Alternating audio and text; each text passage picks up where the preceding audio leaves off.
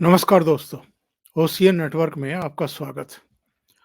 ऐसे संकेत मिलने लगे हैं कि नीतीश कुमार और वाम दल मिलकर के इनिशिएट कर सकते हैं तीसरे मोर्चे के लिए और कुछ दूसरे चेहरे भी हैं जो तीसरे मोर्चे का हिस्सा बनना पसंद करेंगे।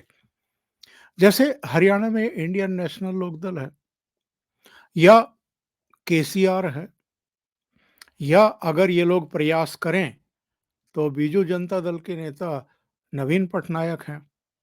अलग-अलग राज्यों में कुछ ऐसे दल, कुछ ऐसे नेता इनको मिल जाएँगे जो इंडी अलायंस में कंफर्टेबल महसूस ना कर रहे हों, जिनके साथ सीट शेयरिंग के मुद्दे को लेकर के अन्याय किया जा रहा हो या अन्याय होने की आशंका हो, या ये भी कह सकते हैं कि जिनकी विचारधारा जो है वो कांग्रेस से उतनी मिलती नहीं है या कांग्रेस के तौर तरीकों से वो नाराज रहते हैं। इनमें अखिलेश यादव भी हो सकते हैं या अखिलेश यादव नहीं हो तो मायावती भी हो सकती हैं। और ये जो मैं कह रहा हूं कि वामपंथी और नीतीश कुमार तीसरे मोर्चे को पुनर्जीवित कर सकते हैं या उसको इनिशिएट कर सकते हैं, इसकी वजह ये है कि ज्योति बसु की पुण्यतिथि है 17 जनवरी को और कलकत्ता में एक कार्यक्रम रखा हुआ है वाम दलों ने, उसमें नीतीश कुमार को आमंत्रित किया गया है। नीतीश के जो सूत्र हैं, जो प्रवक्ता हैं नीरज कुमार, हालाँकि उन्होंने अभी इस बात की पुष्टि नहीं की है कि नीतीश कुमार ने इस कार्यक्रम में जाने की हामी ही भर दी है। लेकिन जो सीपीएम के नेता हैं, सलीम मोहम्मद, उनका कहना है कि मुझे पूरा यकीन है कि नीतीश कुमार कलकत्ता पहुँचेंगे। अब या तो उनकी बात हुई है या उनको लग रहा है कि ये ऐसा अवसर है जब नीतीश कुमार वाम दलों के साथ खड़ा हुआ दिखना चाहेंगे। और क्यों खड़ा हुआ दिखना चाहेंगे? क्योंकि हाल में कुछ ऐसी घटनाएं हुई हैं जिनकी वजह से नीतीश कुमार कांग्रेस से भी नाराज हैं, ममता बनर्जी से भी नाराज हैं और कुछ दूसरे घटक दलों के नेताओं के तौर तरीकों से, रवैयों से और उनके विरुद्ध पर्दे के पीछे से षड्यंत्र रचने को लेकर के भी नाखुश हैं।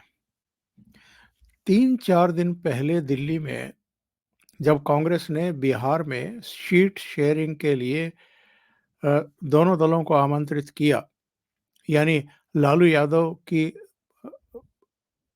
राष्ट्रवादी जनता पार्टी को, जनता दल को, और नीतीश कुमार के जनता दल यू को, तो नीतीश कुमार उस बैठक में नहीं गए, अपने किसी प्रतिनिधि को भी नहीं भेजा, बल्कि उन्होंने कह दिया कि लालू यादव ही दोनों दलों के बारे में फैसला कर लेंगे, यानी उनके पार्टी के प्रतिनिधि ही फैसला कर लेंगे।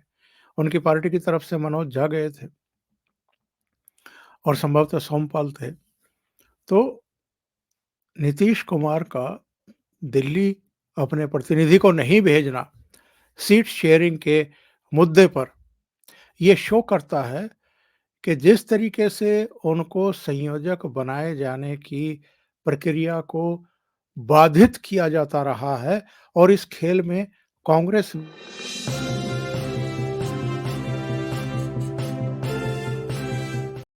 जैसे नीतीश कुमार नाराज हैं कांग्रेस से और नाराज हैं ममता बनर्जी से, नाराज हैं अरविंद केजरीवाल से।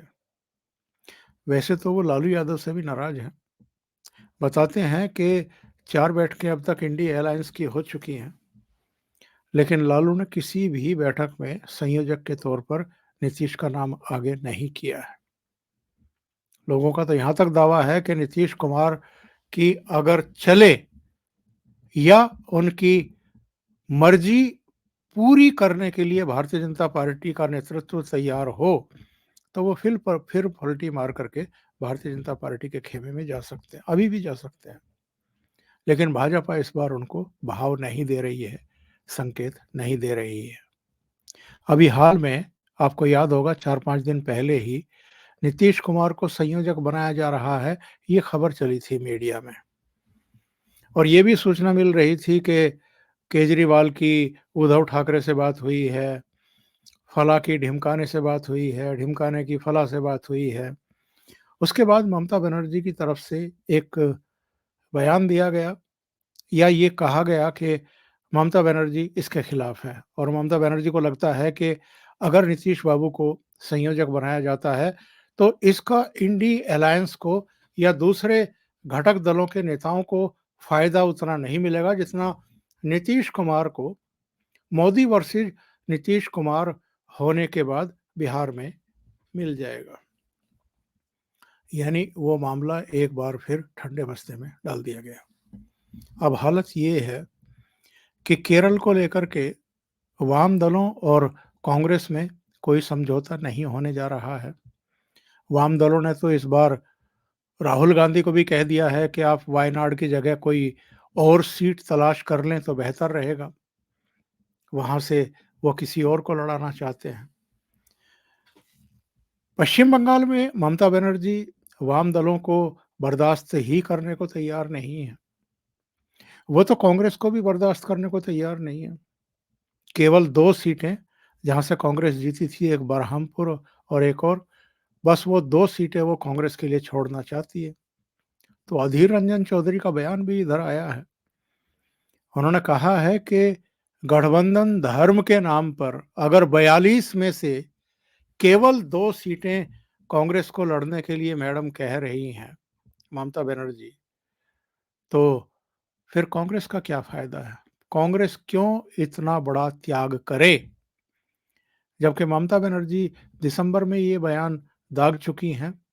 शायद 19 दिसंबर को उन्होंने कहा था कि पश्चिम बंगाल में तो टीएमसी और भारतीय जनता पार्टी की सीधी लड़ाई है और कोई दल दौड़ में भी नहीं है, मुकाबले में भी नहीं है। तो ममता बनर्जी का जो ये रवैया है कुल मिलाकर के इंडी अलायंस को लेकर के, उससे वैसे तो कांग्रेस भी नाराज है, दूसरे दल भी नाराज हैं, लेकिन नीतीश इसलिए नाराज हैं क्योंकि ममता बनर्जी ने एक बार फिर जो चांस आया था उनके संयोजक बनने का, उसमें भी लंगड़ी मार दी। तो नीतीश कुमार अगर वाम दलों के इस कार्यक्रम में शामिल होते हैं 17 जनवरी को ज्योति बाबू की पुण्यतिथि पर जो आयोजित किया जा रहा है, तो ये माना जा रहा है कि तीसरे मोर्चे का आगाज कलकत्ता से वाम दल और नीतीश कर सकते हैं।